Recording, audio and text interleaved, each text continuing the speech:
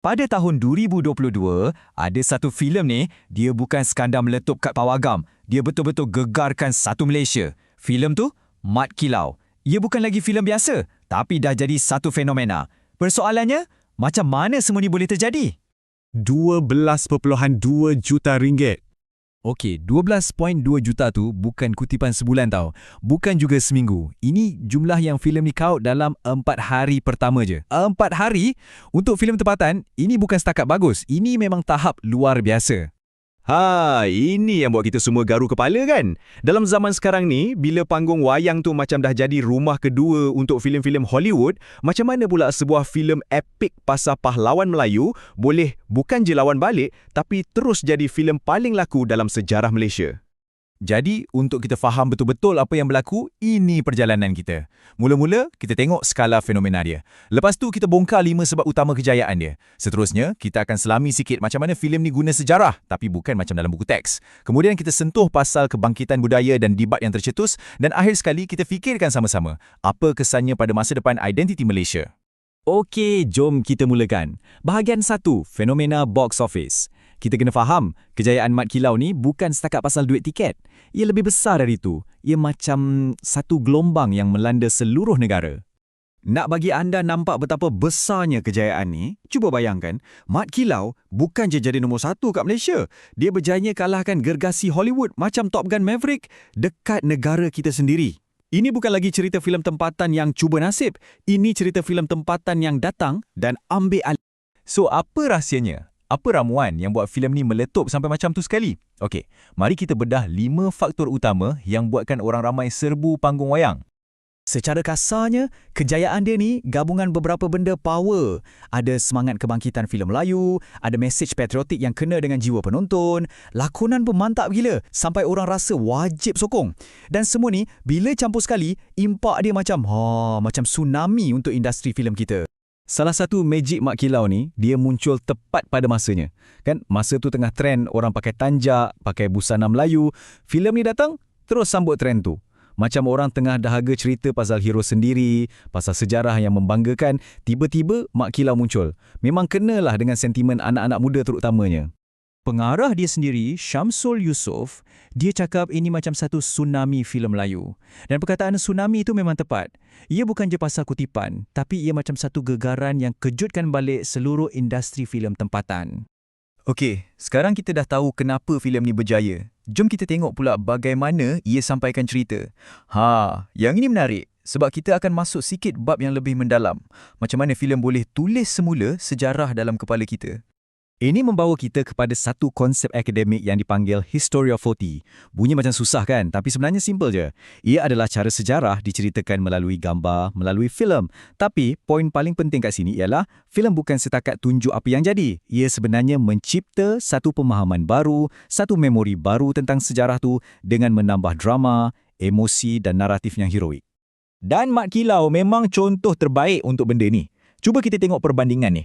Dalam bab serangan, fakta sejarah kata Mat Kilau serang dengan pahlawan-pahlawan lain. Tapi dalam filem, boom, dia serang sorang-sorang, nampak lebih heroik. Sama juga macam misi selamatkan kawan dia si Wahid tu. Itu sebenarnya tak ada dalam sejarah pun. Ia satu rekaan fiksyen untuk buat cerita jadi lebih dramatik dan tegang. Jadi, dengan mencampurkan fakta dan fiksyen macam nilah, filem ni berjaya ubah seorang tokoh sejarah kepada seorang adivira, seorang legenda. Ia cipta satu kebenaran berdasarkan emosi yang kadang-kadang boleh jadi lebih kuat dan lebih diingati berbanding fakta sejarah yang kering. Dan impak filem ni, wow, ia tak berhenti bila lampu pawagam dibuka. Jom kita tengok macam mana kesan Mat Kilau ni melimpah keluar dan masuk ke dalam masyarakat kita. Menghidupkan budaya tapi pada masa yang sama buka ruang untuk perdebatan yang serius.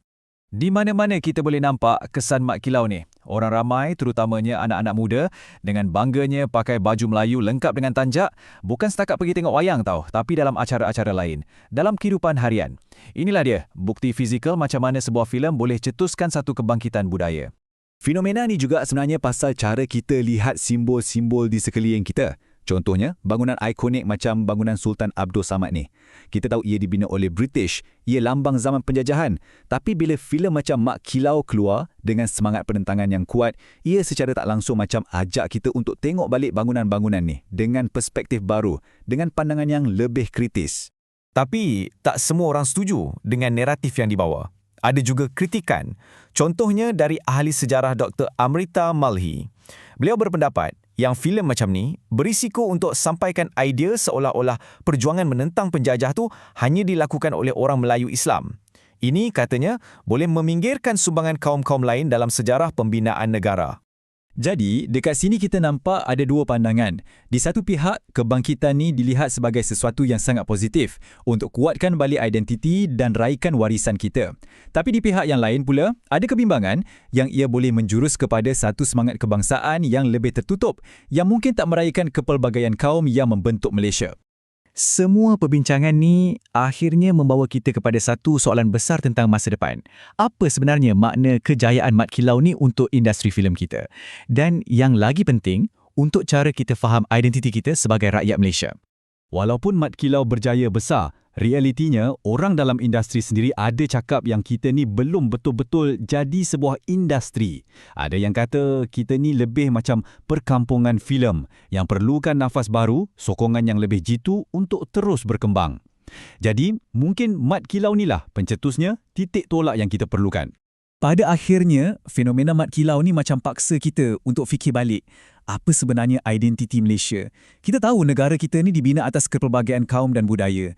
Jadi, cerita kebangsaan yang macam mana yang kita nak sampaikan? Adakah cerita yang hanya untuk sebahagian dari kita? Atau sebuah kisah yang boleh dirasai dan dimiliki oleh semua? Jadi, inilah persoalan yang ditinggalkan oleh fenomena Mat Kilau untuk kita semua fikirkan. Apabila sesebuah negara membayangkan semula wira-wiranya, apakah kisah yang sebenarnya dipilih untuk diceritakan kepada dirinya sendiri? Tentang siapa kita dan siapa yang kita mahu jadi bersama-sama.